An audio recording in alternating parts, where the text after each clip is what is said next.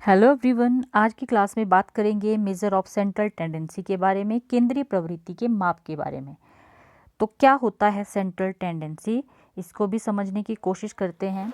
देखिए, ये एक सिंपल सरल मेथड है जिससे कि आपके पास जो कॉम्प्लेक्स डाटा इन्फॉर्मेशन आती है उसको आप इजी वे में प्रेजेंट कर सकते हैं। फॉर एग्ज़ाम्पल, आपने दो क्लासेस के स्टूडेंट्स की अचीवमेंट को या उनके जो मार्क्स उन्होंने ऑब्टेन किए हैं उसको कंपेयर करना है।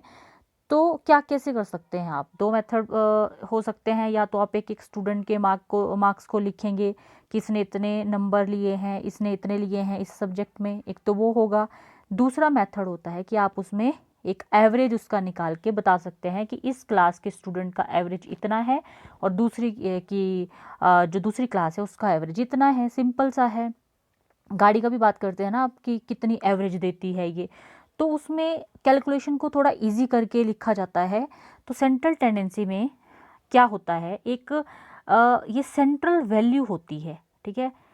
और ये typical value for a probability distribution, ठीक है। एक सेंटर की वैल्यू आपको पता चल जाती है तो उसके आसपास की जो कैलकुलेशंस होती है रिजल्ट आप उससे बना सकते हैं। ओकेजनली कॉल्ड एन एवरेज भी इसको कहा जाता है, जिस the centre of the distribution, ठीक है। एवरेज की जब बात करते हैं तो इस तरीके से देखा जाता है इसको। जो हमारे मोस्ट कॉमन यूज़ होने वाली सेंट्रल टेंडेंसीज हैं और जिनके बारे में हम इस कक्षा में पढ़ेंगे वो है arithmetic, mean, median and mode. ये सारे के सारे टर्म्स आपने सुनी होंगी, इसको डिटेल में समझेंगे, ठीक है। तो मेजर ऑफ सेंट्रल टेंडेंसी को ऐसे डिफाइन कर सकते हैं कि ये इसमें क्या है, डिफाइन फॉर पॉपुलेशन अगर बात करते हैं तो large set of object of a similar nature and for a sample portion of the element of a population, ठीक है। ये आप ये जो डेफिनेशन है इसको समझ जाएंगे जब हम मीन, मीडियन और मोड की बात करेंगे विद एग्जांपल्स। तो स्टार्ट करते हैं इसके बारे में। Measures of central tendency mainly कौन से यूज़ होते हैं? मीडियन, मोड और मीन। मीडियन को डिफाइन कैसे करेंगे? मीडियन, मिड की बात हो रही है, the middle value of the data, ठीक है। जो आपके पास डाटा दिया गया होगा उसकी सेंटर की जो वैल्यू होगी उसको मीडियन कहा जाएगा। और मीन क्या होगा? एवरेज ऑफ द डाटा, ठीक है। अभी आप इनकी जस्ट एक सिंपल सी डेफिनेशन देख लीजिए, समझ आ जाएगा आपको कि क्या हम पढ़ रहे हैं, ठीक है। मीन की बात कर ली, average of the data. Last आता है आपका मोड। इसको बोलते हैं मोस्ट कॉमनली अक्रिंग वैल्यू, यानी कि जो डाटा आपके पास दिया है, जैसे मान लो स्टूडेंट्स के मार्क्स आपके पास दिए हैं किसी को 10, 20, 30, 50, 20, 20, 20, 30, जो भी इसमें ज़्यादा बार आ रहा है, जैसे 20 बहुत बार आया तो वो मोड हो गया। मोस्ट कॉमनली अक्रिंग वैल्यू जो होती है वो मोड कहलाती है, ठीक है। हिंदी में इसको क्या कहा जाएगा? ये तो मैंने आपको बता दिया ना कि मेजर ऑफ सेंट्रल टेंडेंसी को हिंदी में कहा जाएगा केंद्रीय प्रवृत्ति के माप। मीडियन को कहा जाएगा मध्यांक और मीन को कहा जाएगा मध्यमान। मोड को कहते हैं बहुलांक, ठीक है। तो अब समझते हैं, मीन से स्टार्ट करते हैं कि मीन का क्या अर्थ है। मीन को कई बार आप एवरेज भी ऐसे भी बोल देते हैं, ठीक है। तो मीन, एवरेज, औसत जिसे कहा जाता है, सिंपल सा है। इसमें क्या करेंगे, जितनी भी आपके पास वैल्यूज़ दी होंगी उनको क्या करेंगे, आप ऐड कर देंगे और देख लेंगे कि टोटल रिजल्ट कितना है, टोटल कितने लोगों का वो डाटा है। फॉर एग्ज़ाम्पल, जैसे मान लीजिए कक्षा में हम स्टूडेंट के मार्क्स की बात करते हैं तो आपकी क्लास में 10 स्टूडेंट हैं, उनके मार्क्स आते हैं 10, 20, 30, 1, 2, 5, 7, ऐसे करके 10 स्टूडेंट के मार्क्स आते हैं। तो एवरेज जब आप निकालते हैं, मीन जब निकालते हैं तो क्या करते हैं, उसमें उन सब मार्क्स को जोड़ लेंगे, अपॉन कर देंगे जितने स्टूडेंट्स के वो मार्क्स होंगे। तो ये सिंपल सा फॉर्मूला यहाँ पर लिखा है। पहले मीन के बारे में समझ लिया आपने कि ये सेंटर की जो लोकेशन होती है डिस्ट्रीब्यूशन की उसको बताता है ये, ठीक है। अर्थमेटिक मीन भी से कहा जाता है, मोस्ट कॉमन मेजर है ये, ठीक है, जिसको यूज़ किया जाता है। मीन सिंपली क्या है, सम है सारी वैल्यूज़ का और उसको डिवाइड कर देते हैं टोटल नंबर ऑफ वैल्यूज जितने भी होंगे। सम है सारे जितने भी मार्क्स आएंगे उन सबको ऐड करेंगे और जितने स्टूडेंट के वो नंबर होंगे वो उससे डिवाइड कर देंगे और फिर आपका निकल जाएगा मीन। तो इसके लिए फॉर्मूला है x is equal to sigma, i is equal to 1 1 से स्टार्ट होके अप टू n तक ऊपर की ये रेंज है बताई हुई है। और एक्स आई जितनी आपकी वैल्यूज़ होंगी, एक्स आई को कैसे निकालेंगे, x1 plus x2 plus x3 up to xn upon n। n क्या है आपका टोटल नंबर ऑफ रिजल्ट या टोटल नंबर ऑफ आइटम्स जितनी भी होंगी। ठीक है, एग्जाम्पल से भी समझेंगे इसको, अभी आप घबराओ मत कि आपको समझ नहीं आ रहा है, थियोरटिकल की बात हो रही है। इसकी मेरिट्स क्या क्या हैं, इजी टू अंडरस्टैंड है, इजी टू कैलकुलेट है। ठीक है, सिंपल ऐड करना है, जितने भी आइटम्स होगी उनको पहले ऐड कर लेना है और डिवाइड कर देना है जितना उनका टोटल होंगी वो उससे। ठीक है, बेस्ड ऑन ऑब्जर्वेशन होती है, ये ऑब्जर्व किया उसके बेसिस पे आप बना देंगे। और क्या है इसमें, capable of further mathematical treatment के लिए भी कैपेबल है ये। ठीक है, it is affected by sampling fluctuations, hence it is more stable. ठीक है, डीमेरिट्स क्या हैं, इसको क्या कर सकते हैं आप इंस्पेक्शन के थ्रू डिटरमाइन नहीं कर सकते हैं।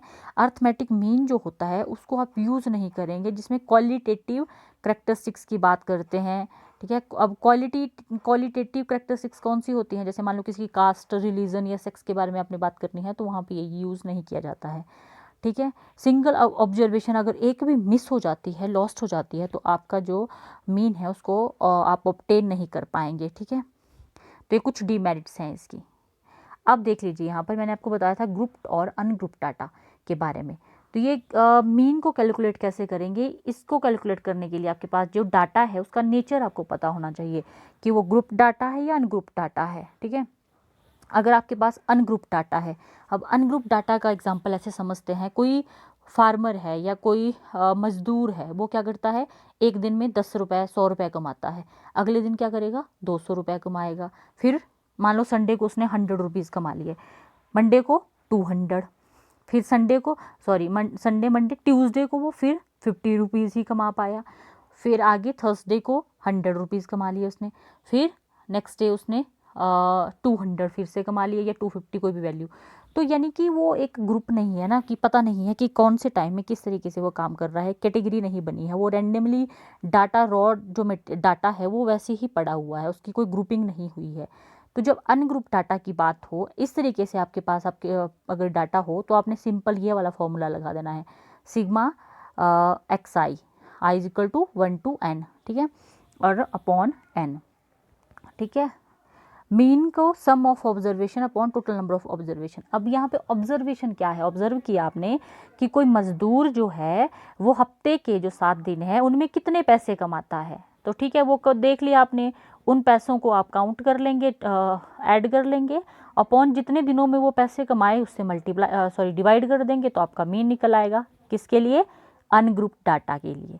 ठीक है, और ग्रुप्ड डाटा में क्या होता है, एक्स आई के साथ अब क्या लग गया है, एफ आई भी लग गया है अपॉन एन, और ये एक्स बार करके ये फॉर्मूला लिखा है। ठीक है, तो ये इसमें डिफरेंस है, जब आप एग्जांपल करेंगे तो क्लियर हो जाएगा।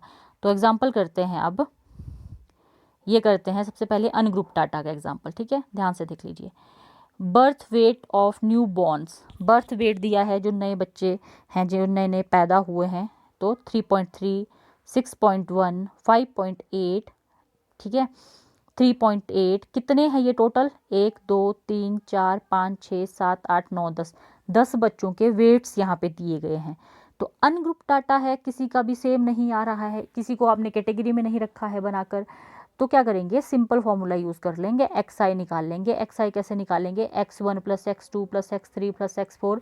अब x1 क्या है 3.3, x2 है 6.1 और ये है x10 तक पास जाएगी, x10 है 3, तो इन सबको ऐड कर लिया तो 41.2, टोटल कितने हैं 10 अपॉन 10 कर दिया, तो आंसर आ गया आपका 4.12 किलोग्राम।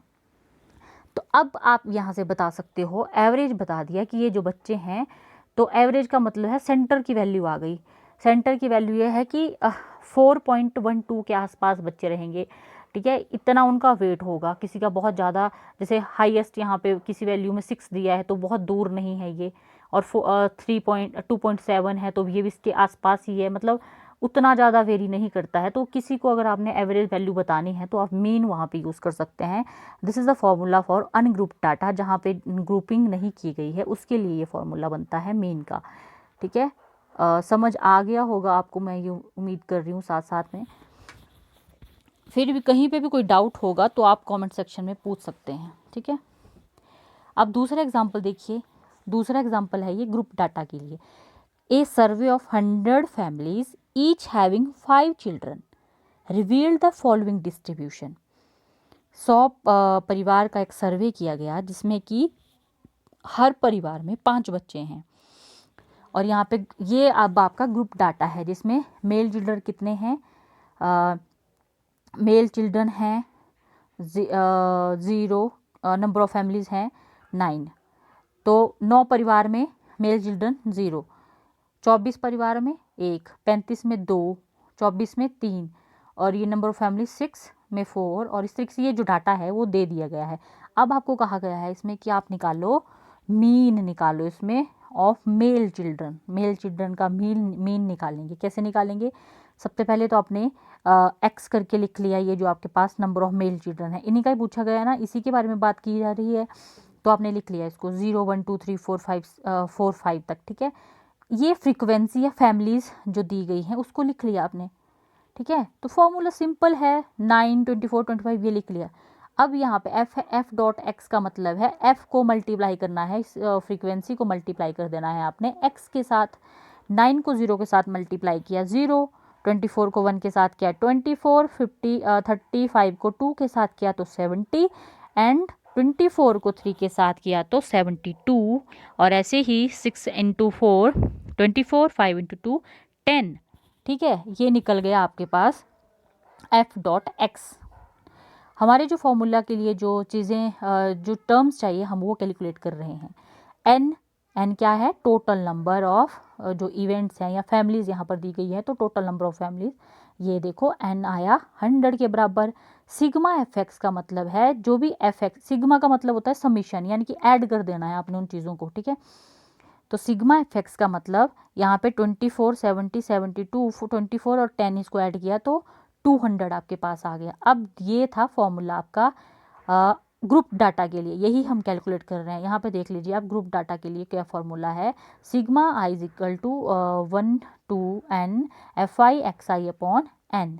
तो बस फॉर्मूला लगा दिया। यहाँ पर कितना निकला है आपका, कितना निकला है फॉर्मूला में देखा आपने, एक्स बार यानी कि मीन निकाल रहे हैं तो 200/100 आ गया आपका, ठीक है, इज इक्वल टू 2, ठीक है। क्लियर हो गया ना ये आपको, ये सिंपल फॉर्मूला है। यहाँ पे ये देखो समीशन एफ आई एक्स आई जो निकाला वो 200 था, और एन कितना था आपका, ये देखो समीशन एफ आई एक्स आई या एफ एक्स जो भी है 200 था, और एन से डिवाइड किया तो 100 था, तो ये 2 आ गया, तो बस मीन आपका 2 आ गया।